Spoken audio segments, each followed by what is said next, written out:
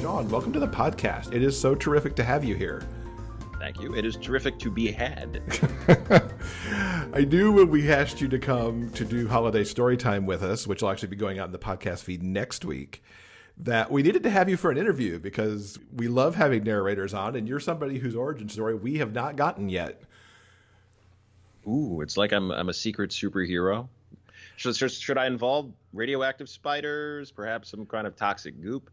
That's up to you. I don't necessarily, want you having a toxic, issue with the spiders or something. But, if one floats around your house somewhere, maybe, I don't know. Well, I do live in the Sonoran Desert, and I have seen many strange things. But in some ways, it sounds like you might have gotten bit by the spider early because, your bio says even as a child, you were like Radio Man because of how your voice was as a child. How young are we talking at that point? Oh, I was a wee lad. That was probably, I think, the 6th or 7th grade. Okay. And so okay, here's the Sean Crisden. Here's the inside scoop. So I come from a pretty diverse ethnic background. Grew up in the inner city in Philadelphia. And being a kid who basically was a nerd back when nerds were not the cool thing. Like now it's nerd stuff's cool. Now I was the nerd that bled for all the nerds now. If you were reading books or watching Cosmos, oh good golly. And I liked language. So that was an early element of who I was, but I also liked speech and dialect and accents and the English language in particular because it's ridiculous. And I like to speak proper English. Now, anyone who has grown up in the inner city in Philadelphia knows that proper English, grammatically correct English, isn't exactly what's widely spoken. It's very colloquial, especially with all the various Philly neighborhoods and areas.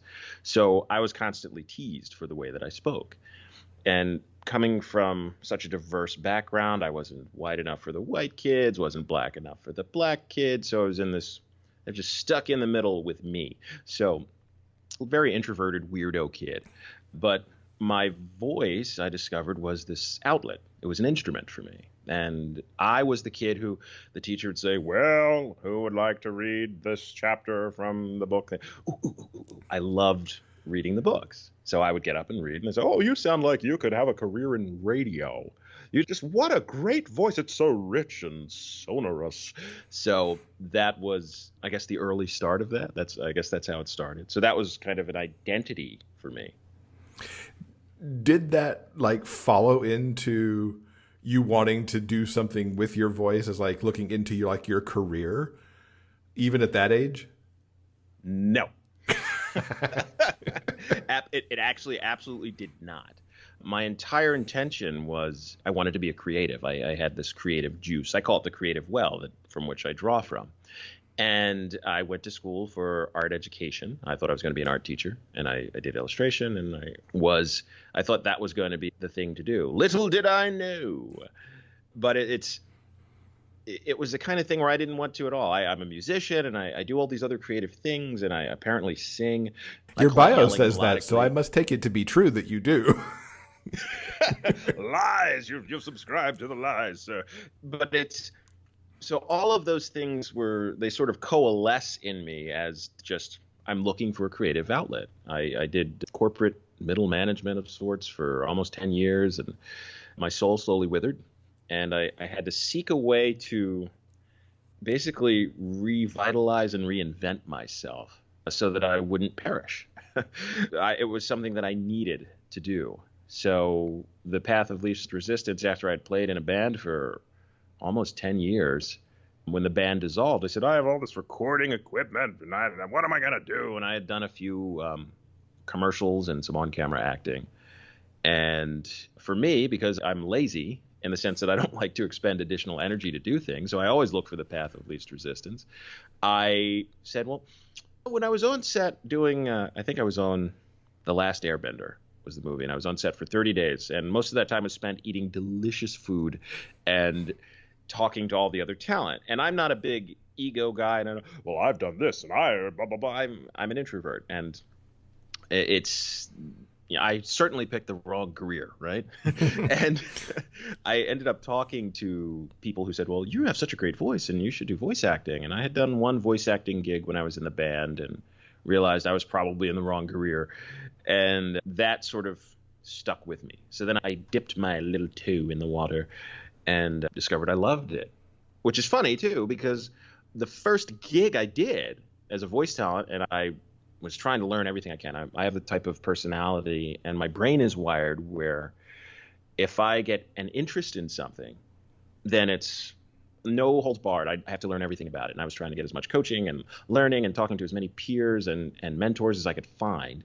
And my very first job was an audiobook narration for, I want to say it was Change of Heart by Mary Calmet, which was the male-male shifter romance. And I had no idea about the whole shifter genre. So the whole thing was like, wow, that's a thing? Really? And so that was my first actual voice gig. That was the very first one. And, well, look at me now. Oh, I tell you. And it kind of grew from there. So that was sort of the impetus of everything and the catalyst that thrust me forward. And it's funny, that was my first gig. And here I am 10 plus years later. Who would have known? Right? Because, I mean, that was like 2006 for your first gig. Yeah. The very first gig was 2006. I think that first book was 2009, I want to say, because in 2006 I had done a narration when I was still in the band. So I didn't even consider myself a voice talent. I just sort of, let's see what this is about, and thought it was amazing. And then it took me a while to really get my head out of my ass to decide I should really try to pursue this. And it was November 2009, I believe. And back then, I mean, that's even before ACX, Audible. So it was not the easiest thing to even get into then. How did you wander into audiobooks? I mean, regardless of genre, how did you end up talking audiobooks? Well, it was when I give a lot of interviews and people ask me, how did you do what you do? I talk about my Sporth method, and it's this whole thing. And maybe we'll talk about it. But basically I played my network. I used my skills. For some reason, people seem to think I'm charismatic and charming, so I showed them. And I was able to basically pound the pavement and make the phone calls and knock on some doors and to get the first gig. Basically, it's like you oversell. And then it's hoping that you have the capacity to catch up to these lofty expectations you've set of yourself. And fortunately, I did in that case. It's a risk. It's a game of risk and reward. And that's how it started. And for some reason, people liked my narration. I couldn't believe it. And I always, that first book, I have since apologized to Mary Calmet because I really didn't know what I was doing. And it's obvious, and I've listened to it, and no one else should ever listen to that book if you own it. If you don't own it, you can buy it because you should support the genre and Mary. But if you do own it, you probably shouldn't listen to it again. Just read it because it's not my most glowing performance. I mean, in the early days, you're trying to find your way, and we learn by doing. And it's sort of comedy for me now. So that may, in and of itself, make people want to listen to it. I don't know. But yeah. But some of your earliest audiobooks, too, that are listed on Audible anyway, are classics. You've got Henry David Thoreau back there. You've got Harriet Beecher Stowe, F. Scott Fitzgerald. That's very different than M.M. Romance. How did you connect to those? Well, I hit a ton of different genres, too. M.M. Romance was sort of my bread and butter, right? And, I've done hetero romance. I've done menage. I've done just straight out erotica. I've done a lot of nonfiction, a lot of other fiction, fantasy, because I love literature. And I don't try to put a parameter on what that should be if it's well done. And of course, the ability to narrate Thoreau or to narrate Harriet Beecher Stowe. I did Uncle Tom's Cabin. I mean, these are classic books, right? And I was, again, a nerd. So the idea of transcendentalism and the entire movement and the naturalist movement, that fascinated me. Well, so I didn't narrate Walden, but a big fan of that. And I did, in the early days, I did F. Scott Fitzgerald, which I think it was The Beautiful and the Damned. But I mean, the 20s jazz scene and the jazz, I mean, that was such a crazy time. I've done a number of books from that era, which are fantastic. I also narrated the Book of Mormon. I mean, and I'm non-religious myself, but these texts and their cultural significance and impact are always, I'm glad to be a part of that. So if I can lend my voice to things that are relevant, and be they controversial, be they funny, be they historical fact, then I'm all for that, because it's about the idea of the sort of the propagation of literature and spreading that forward. So yeah, I guess I was kind of fortunate, and now that I have a bit of a reputation and I can choose more readily or decline what I choose to narrate. It's still a lot of romance. That's, you'll do what you like, right? And I do a lot of other genre fiction, and sometimes a story will come along that just really resonates with me. I mean, I've done a lot of the slave epics, the just sort of the tales of bondage, and just period pieces, historical fiction, just rooted. So all of that stuff fascinates me. Mm-hmm. So I guess it all speaks to different elements of who I am. Now that you're in the spot where you get to pick, what is it about romance that keeps it at the top of the list of the things that you want to do? The safety of it. And I say that because, we talk about genre fiction, and there are specific elements that apply to specific genres of fiction. And that's the particular beats we expect, the cute meet, and especially the happy ending, right? The happily ever after. So there's an element of safety in that familiarity, and that, oh no, he was disowned by his family and he could never love again. How will they ever come together? And oh, now his ex is back and he's a murderer, and so it's how can all of these things work out in the end? But somehow we know that there's going to be a happily ever after, and getting to that is the thing that kind of keeps you involved. It keeps you invested, because that's part of what makes the genre, by and large. I mean, there are some titles and some authors who eschew that and throw you for a loop with either a cliffhanger or just a downright bummer of an ending. But you don't read it for that. We're not reading it for the reality of it in many cases, which is a strange dichotomy, because, as we were talking earlier, the books that I love the most are the ones that feel the most real. And largely that's in the human experience, in the characters. They feel real and relatable. And they're such a joy to bring to life that way.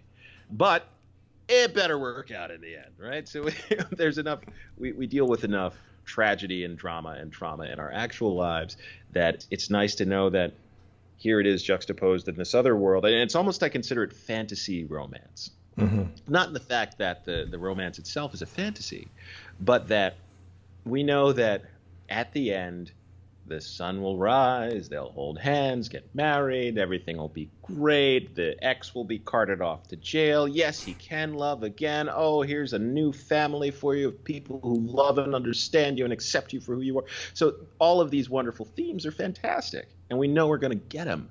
So that's the reward of it. That's what makes the genre really what it is. Mm-hmm. So I think that's it. But I mean, why do you prefer? Like, why do you enjoy it? Let's do turn like the microphone around. Yeah, tell me. I do like the happy. I really like knowing that there's a happy on the other side, and I'm willing to read the sweetest second chance romance and just totally be along for a nice fluffy ride. But I'm also willing, in many cases, maybe not so much in 2020, but in many cases, also be put through hell and back to get to the other side. And I really love it when an author will leave me with, oh, that happened. Are they going to pull this off? I don't know. They have to pull it off, right? It has to be a happy. And those are the books that make me the happiest as a reader, because it's like this really, kind of went above and beyond into something else, because I had to worry, like, are they going to be fine? They have to be fine, right? Right. Right. Even within the confines of what we expect, where we think, wait a minute, is this possible? And that's also when you have an author who can really weave a tale that just does more than just hits the beats. It's literature, right? It's moving and it evokes emotion and feeling from you that kind of runs the spectrum. And that's a fantastic experience as well. Yeah, and absolutely. finding those within the genre is it's like it's euphoric, isn't it? When you add all of these things and you suddenly have this fantastic story with all of these twists and turns and unique, nuanced characters that feel real, and that's part of the, I think, the jackpot of when you can land on an author or a series or even a single title, a single book that can do that for you, and it really resonates with you that way. And you really got one of those series recently with Adriana Herrera's Dreamers. So rich. People who listen to this show are probably tired of us talking about it. But it's such a rich and beautiful series. Tell us a little bit about your work in it, because that puts you through some vocal exercises, because that is not a small cast. Well, it's close. It's near and dear to my heart because I grew up in Philly. I spent a lot of time in New York, in the city. And I have a lot of friends from the area. So it was sort of a calling card back home for me, in that I can revisit all of these things again, in particular the food. The food. Were you starving while you recorded that? Because my God. It just Nesto's truck and just oh boy. And then everything. And even talking in the last book, American Christmas, said, oh, well, Yin's sister would make la fatok and all, and the Thai food, and just I live in the desert, right? So I'm in the Southwest. Killer Mexican food, right? Killer, and there's a lot of good stuff. Actually, there's surprisingly, when I moved here from LA, I found a really good sushi place in the desert. Very dangerous, very risky. Don't know if I should advise it, but I actually found a sushi place that is darn good for being in the Sonoran Desert. But yeah, so going back to just the personalities, the people, and not just the accents, but I knew all of those people. I have friends who are those people still to this day, and digging into that. And Adriana is masterful at making real people. And this is real people, so it's not just I'm going to take this cardboard character and this trope and jam that in. It feels real. And all of the relationships flow and flourish. And her concepts of your family's who you make it, this found family, which is something that really resonates with me in my life too, it's unmatched. She's really at the top of her game with those books, and they deserve all the praise they've received and will receive. And it really, that's one of my favorite series that I've done for sure. I mean, just that it's just so much fun, and that the last book was such a fitting finale for it, that it just, I'm remiss to say it's perfect, but it's damn good. So, perfection is this elusive thing, but yeah, that's one that if you haven't read or listened to that, for sure. And not just because I did it, read the book, because she did the work, and they are fantastic stories.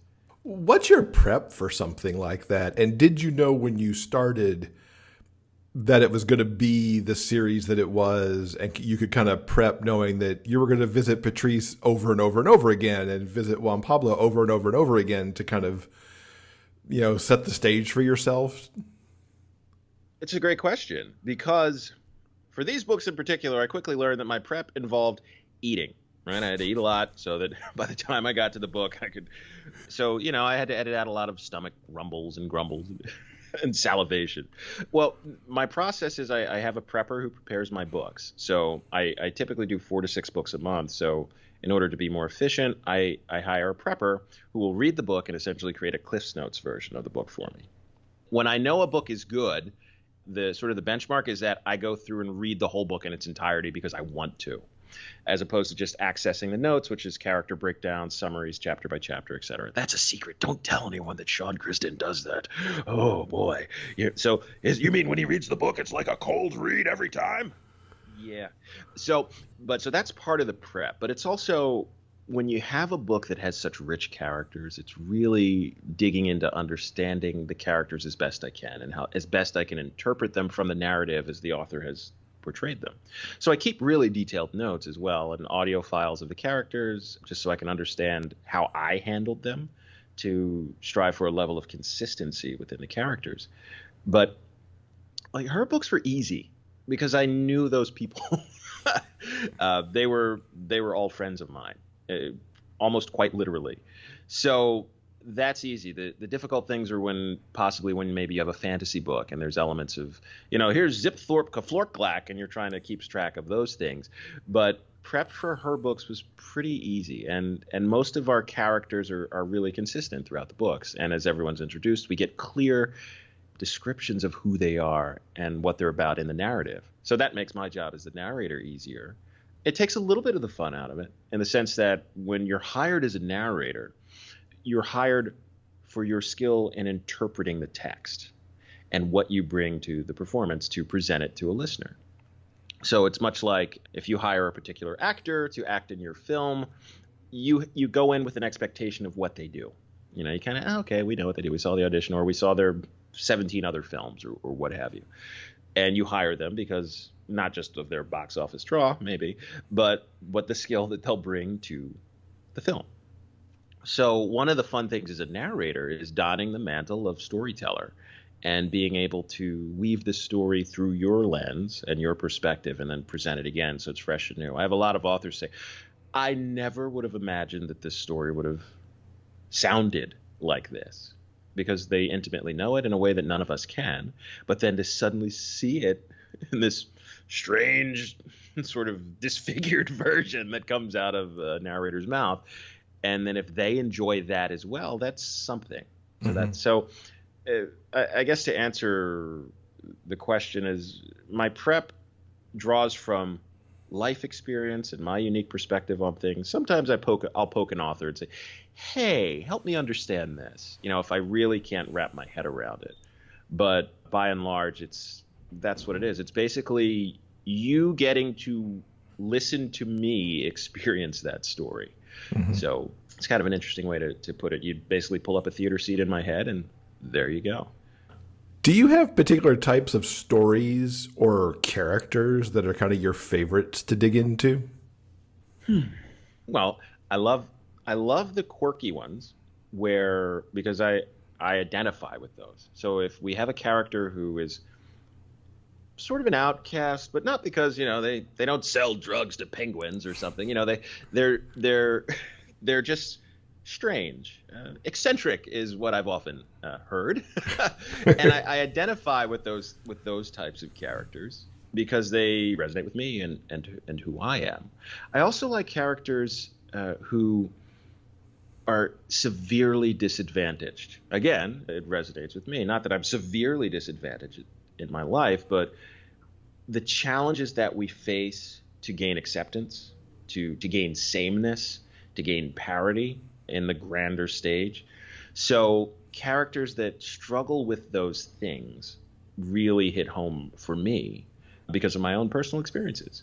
So I tend to, I guess, root for the underdog in both of those cases, so to speak. And I like those stories. And I like those stories when we inevitably reach a happy ending, but they haven't lost those unique characteristics that still make them that. Not necessarily the negative ones, because we want to see those slightly smoothed over, right? We want a happy ending. We want the happy.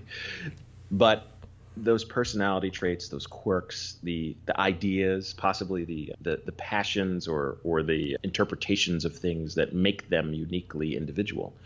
Those are the things I like. I don't necessarily like sheep. People that just want to be like everyone else. I wear what they wear. I do what they do. I say what they say. I enjoy individuality. I enjoy uniqueness. I enjoy quirkiness. I enjoy eccentricity, because that's me, and that's the spice that makes life. I don't want to predict it. I want it to kind of feel like it's flying off the rails at times, and you don't know what's going to happen. There's something, in as much as there's the comfort of the happy ending, within those parameters, we still can get wildly creative with what happens and what our expectations are. So that I think characters that are just downright weird are the ones I really like. Now, this might be asking you to pick a favorite child, and you've actually already kind of hinted at that the Dreamer series is among your favorite series. Do you have other favorite characters or stories that are sitting in your catalog that listeners should go check out because it's a favorite of yours? Absolutely, yeah. The first one that pops into my mind, like if you're talking about a favorite character of books that I've narrated, it's got to be Tyson from Bear Otter and the Kid, better known as The Kid. So TJ Klune is another author who can just write the crap out of a story. Mm-hmm. I mean, he's a fantastic author. And I had the fantastic pleasure of narrating most of the books in the Bear Otter and the Kid series. And awesome books, first of all. But I really, really, really liked Tyson because he reminded me of myself. Just this strange, out-of-place kid who seemed like an old soul who knew more than he should but didn't know how to apply it exactly, and knew had a lot of information about a lot of things, and just you're trying to connect the dots. So, and as he developed in the series, it was just delightful to me, and in fact, my own son I call the Kid, and I say he's just a little guy, but for my own son, and it comes directly from that series, and so I think he's definitely one of my favorite characters. And Bear and Otter, fantastic. I think I love Jack and Riley from R.J. Scott's Texas series. They're probably my favorite couple. I think they definitely take the cake. I mean, because we've given so much love to the Dreamers series, and those couples they're fantastic. I'm trying to think if any others jump out to me, but I think those three in particular. So looking at Tyson from Bear Otter and the Kid, Jack and Riley from RJ's Texas series, and really all of the Dreamers. I can't even think of one couple that because they all kind of go hand in hand in one way or another. They really do, yeah. Because it's so well intermeshed and interwoven that it doesn't feel like you're getting some other couple jammed down your throat that's like, oh, they're not really a part of this, they're not really related. It really works all well as a unit. I mean, she outdid herself. So yeah, I think those, and there are a lot of other ones that I absolutely love, but those probably pop in as sort of the top three right now. But it rotates, because if I get reminded of something or a fan will write me and say, I love what you did. I say, yeah, that was great. You're right. So that's what's on my brain right now. I always like to say that's my current opinion, and they all have expiration dates with the option to renew depending on new information. So that's where we are. Audible and Amazon and audiobooks in general are very much in the news right now. We're recording this right before Thanksgiving, and so much being talked about around returns and such. Yeah. As a narrator who can be impacted by that, what are your thoughts on this whole thing? Well, it's challenging because, and not even speaking as a narrator, just speaking as a concerned citizen, or as someone who is a reader, is a listener, is also an author. I haven't published any of my work yet, but all looking at it, I have so many authors who come to me and say, what can we do? And I am far from the authority. I'm sort of a middleman, if you will, because I work closely with Audible and Amazon as a narrator. And I've done books specifically for them. I've done books as a producer on the ACX platform that they use to produce the books for the marketplace. And as it exists right now, it's terrible. The authors are really getting shafted in regard to how their footing in the marketplace, how they are valued as the authors, because ultimately they are the commodity. They are the goods producer. I would have nothing to narrate if our authors weren't writing these fantastic stories. So they need to be valued. They need to be brought to the table and heard. And I think right now there's some headway being made. So Amazon is addressing the issue. I don't know what that outcome will be. I hope it's favorable because the authors are the one that produce the work. And I know very few industries that will allow a product to be consumed essentially in its entirety and then returned, and then have that cycle repeated. So there's definitely a flaw in in the commercial logic of how that's working. And then on the opposite end, authors can't find that to be fiscally viable. They're doing the work. How are they going to create audiobooks? They can hardly afford to exist as an author to create these works for us. They're going to need to basically support themselves with additional jobs. And I'm one that can tell you that working the day job while trying to create can be challenging. And by and large, right now, I'm siding with the authors, of course, because that's where there's a lack of parity in what's happening. Amazon does have some rather rigorous contracts that a lot of the authors can engage in. You can opt in exclusivity or not. And as they say, the 800-pound gorilla in the room, they are formidable and they have a lot of negotiating power and they can dig in their heels. But I'm hoping that it's a concept of the common good and to be able to do the right thing for not just themselves and the authors, but the industry as a whole, and for the entire idea of a creative pursuing a career that is financially sustainable for them to contribute to the arts and culture of the world at large. I mean, that's if we blow it up to the macro lens, that's what it is. So, no longer is the king paying a retainer for the royal scribe. And so we're trying to find ways to exist as creatives. And this battle, this obstacle, if you will, I don't want to imply that it's a war, but this current obstacle in that is part of the challenge. And it's part of a larger message in terms of creativity as a viable, valued resource in our society, and as a way that we can support those who create to contribute to the arts within our society. So I'm hoping it has a reasonable outcome, because it is, I'm trying to think of, is there anything that I can do from my position to try to help facilitate a useful agreement where both sides are valued and can come to the table and reach an agreement. And especially for me, because obviously if authors aren't able to write or don't want to produce audiobooks, then I won't be narrating. And nobody wants to hear me narrate my own stories. Boy. So hopefully we can find a wonderful compromise where everybody won't necessarily get everything they want. That's compromise. But we can all come to the table and eat and enjoy a decent meal. So, I'm hesitant to say that it'll be resolved shortly, but there is traction being made. We've sort of made enough noise that now it's been brought to Amazon's attention. So now we'll see how it plays out. Mm-hmm. Hopefully, maybe by the time this airs, there'll be better news on the horizon. So we'll definitely see. So you said something in there that made me go, Sean Crisden, the author. What does Sean Crisden, the author, write? Yeah. Well, I've done a ton of shorts. So I've written a ton of shorts because I'm testing my pen, so to speak. And I finished plotting a novel that's actually intended to be part of a series of a trilogy. And it was the big moment for me.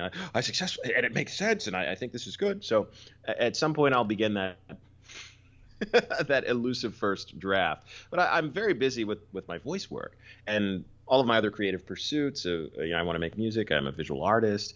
Now I want to write. I want to do it all. Oh, how many pairs of pants can I wear? How many different hats? So time is the most important resource right now. But it will eventually happen because it burns a hole in me pretty much every day that it needs to be done. And I look at, there's the synopsis sitting there, and I did I need to get to this. So at some point, but the actual novel is sort of, it's historical fiction, it's romance, of course, and it takes place in the Arizona Territory in the mid to late 1800s, which I'm in Arizona. I'm kind of fascinated by the Wild West. And it throws some interesting themes into play in that era.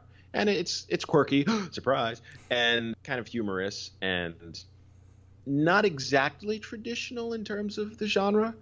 And so I'm flirting with that and how it's going to pan out in that first draft, and if I like it that way. Or if I say, we'll just kind of stick to the script, kids. So that's where my biggest challenge is. But it's one of these days I'll definitely dig in earnest and begin the first draft, which I've written maybe a page or two, and I don't even count that as beginning the first draft, because it just kind of flowed out when I had 15 minutes here, or oh yeah, this is absolutely the scene that opens the book, So That's exciting. it is. I'm glad to have that muse to contribute in that way. So it's fun. And I may just release it for free. It's the kind of thing, because it's not my bread and butter, and I'm not trying to look at it to to go against the powers that be. Yeah, we just talked about that. I may just say, it's basically a love letter to the genre. So we'll see. It's exciting to keep an eye out for sure, to see how that evolves. Yeah. You're creative in so many ways. What do you do to keep that well full so that you can be creative in so many ways? Eat. Okay. That works. Well, that's good. Well, I like to eat and breathe and sleep. It's, for me, to replenish the well. I do. I call it the creative well. It's interesting you would term it that way, from which I drink. That the most important thing for me is to experience. So, and this is a strange thing to say as a misanthropic desert hermit who just hides in my crypt and avoids sunlight and human contact. But it's one of the things I love most actually about the Sonoran Desert here in southern Arizona is it's teeming with life. And just to go out into the desert is so renewing for me. And this is where my soul sings. And pardon me, growing up a child in the city, I never knew it. The desert isn't that just in sort of old Warner Brothers cartoons, and the Roadrunner and Wile E. Coyote are out there. Occasionally Bugs Bunny will miss that left turn at Albuquerque. So it's mainly for me is I try to experience more things. And I'm not a big media consumer. I'm not a big social media person, which if it wasn't for my career and interacting with fans and other talent, I doubt I'd even have much of a social media presence. But it's just experiencing. So do I read new things? Do I listen to new music that may be something I love and cherish dearly, or maybe something I've never heard, and critically listen to it? Do I critically view something? I love art and museums. I'm a visual artist, went to school for art. And so I love absorbing the art of other talent, because it's a story of the world. For me, art is communication. It's a language. And for me, the only way that there is bad art in any media is if you feel nothing. So if it's just pure apathy, then it has not done its job. It hasn't communicated something to you. I mean, objectively, you could say, yes, well, it made you feel nothing. But the absence of something is something. But, we're looking for a more emotional reaction. If you hate it, great. If you love it, fantastic. But being able to draw those emotions and experiences from art is really important. So experiencing art and creativity and talent and letting my imagination still roll. I'm still a big kid. So being able to play in those types of ways and just be getting back into nature. I'll walk out even into my yard here. I'm fortunate enough to have a couple acres in the desert, and it's so peaceful and there's no people. And, I'll take my shoes off and just kind of dig my toes into the earth, and it literally and figuratively grounding.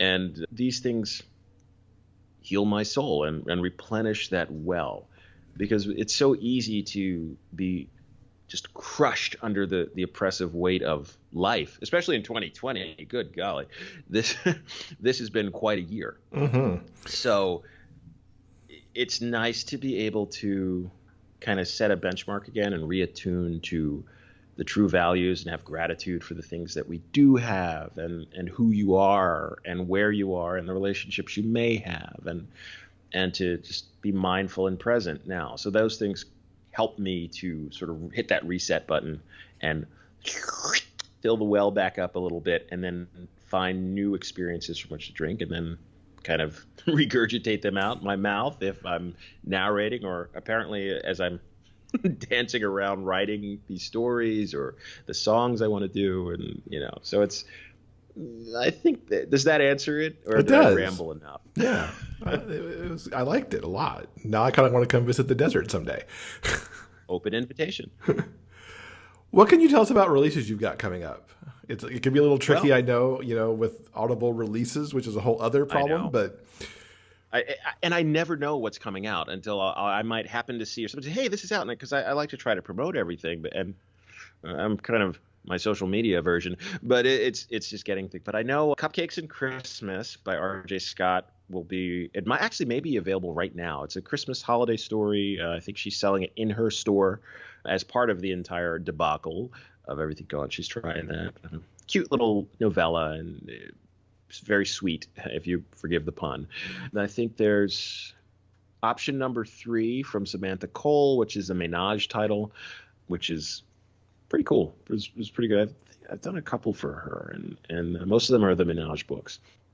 There's also, I just finished, in fact, was it yesterday or the day prior, Magnum by Jean St. James. And Magnum's, it's a hetero book, but Magnum is a big black biker. So it's got the motorcycle club bad boy thing going on. And that one was a lot of fun, because it actually took him out of his element. So it sort of turned the whole motorcycle, usually the bad boys doing bad boy stuff, and took him out of his element and kind of spun it on its head. So that was fun too. So I think that one's coming out soon. And there's a bunch more, and I can just look at my calendar, but I don't know what the immediate release dates are, because what do I know? I just flap my gums and then they do it. So yeah, I do maybe 4 to 5 books a month, maybe 6 some months, and then it's kind of a whirlwind for me. But there are a ton coming out right before the holidays, so most folks will typically just Google my name and see what's coming up and what's just released. Yeah, well, we'll definitely do that. We'll make sure our show notes have whatever is top of the Audible list and top of the other lists to see what's new. This is a loaded final question, given what you said about social media. How can people keep up with you to see what's coming out? Well, I'm a very fast runner. So first, a very good pair of running shoes and their finest athletic wear. Social media. Yeah, it is kind of loaded, because I did say previously that I have a social media version. I'm working on it, right? I just started an Instagram. I've had an Instagram account for 7 years, however long Instagram's been around, never posted a thing on it, never even logged in. That's this guy. So I actually posted some stuff on Instagram. So you can find me on Instagram, Sean Crisden, and I think I posted just videos of me rambling, so forgive me. And maybe I posted a couple covers right around the time the pandemic started. I was just sort of inundated with people and grief and the stress of it. A lot of folks tend to rely on me to say, hey, you always seem to have a level head and are objective, and what do you think about this? This is crazy. Yeah, it's pretty crazy. So I did a series I called Music Therapy, where I just did 3 music covers and upload. I think they were on my Facebook, and I accept Facebook friends, so you can find me on Facebook. It's not a fan page, it's my personal page, because I don't post much. But also, you like what I do, come on down. So just send me a friend request, or if for some reason you don't hear from me, message me, because it tempts me to open up Facebook to see that. So Facebook, I'm also on Twitter. That's also Sean Crisden, just my name, which usually I pretty much post the same stuff I post to Facebook and Instagram. But every then and again, there'll be something unique on one or the other. But Facebook, Instagram, Twitter. Those sound like all the social media, so you can Insta-tweet, MySpace, book, face, place, space. Did that sound like you know what I was talking about? MySpace. That's not how any of this works. We will link up to all that in the show notes so that people can find you and the wonderful audiobooks. Sean, it has been an amazing conversation with you. Thank you so much for hanging out for a while. Thank you. I could do it all the time. All you got to do is provide the food, and I'm in to win. Did I mention I like eating? Yes, you did. Yeah. This has been fabulous. Thanks so much.